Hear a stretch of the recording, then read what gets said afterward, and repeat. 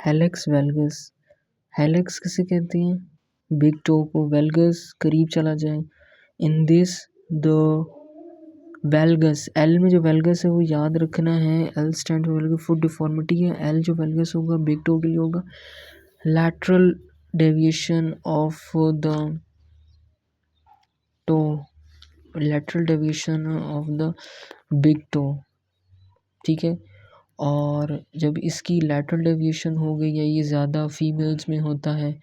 और दूसरी बात ये है कि अगर मैं इसको लैटरल रोटेशन कर दूँ तो जो फर्स्ट मेटाटार्सल बोन होगी वो क्या करेगी, वो मीडियली जाएगी।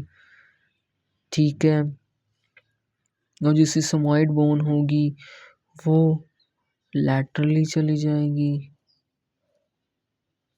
और इसमें हमारे पास एक और चीज़ भी होती है कि ये जो थंब होते हैं ना, उंगलियों के ऊपर आ जाता है। अब जो थंब के ऊपर होगा, कोई ऐसे शूज़ पहनेंगे वॉकिंग करने के लिए तो उसके ऊपर ज़रूरी फ्रिक्शन हो जाएगी, जो बरसा होगा उसकी इन्फ्लेमेशन हो जाएगी, उसको कहेंगे bunion. Surrounding tissue swell due to inflammation of bursa against the shoes, friction होगी। ठीक है, पहनने से फ्रिक्शन उसका होगा बुनियन। एक और आता है नाम कॉन्स। कॉन्स क्या कहते हैं? Inflamed area of thick skins. ये भी शूज़ पहनने की वजह से जो फिंगर्स हैं, टोज़ हैं, इनके ऊपर क्या होगा कि inflame areas of thick skin, इसमें से जो हमारे पास फिंगर्स टोज़ होंगी ये क्या हो जाएंगी, हमारे पास थिक हो जाएंगी, specially of little toe known as corns. जब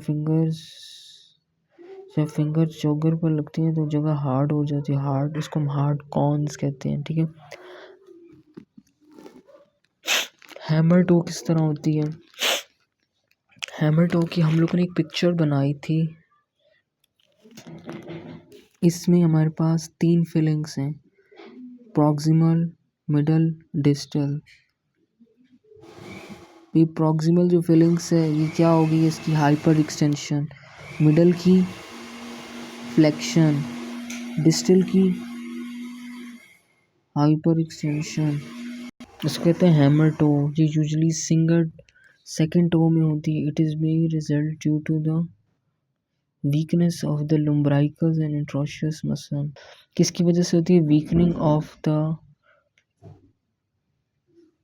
लुम्ब्राइकल एंड इंट्रोशियस मसल। याद रखना है हैमर टो, हैमर हथौड़े की तरह तो हो जाता है। इसमें हमारे को किसकी वजह से होता है हमारे को weakness of the lumbrical and interosseous muscle. Callosity किसे कहते हैं? Hardening of the keratin layer of the skin on the dorsum side of the toe. Dorsal of the toes की हार्डनिंग हो जाए केराटिन लेयर की, हिस्टो में लिखा हुआ स्ट्रेटम कॉर्नियम की भी हो जाए तो उसको कहते हैं callosities. Pes planus. Pes planus क्या होता है?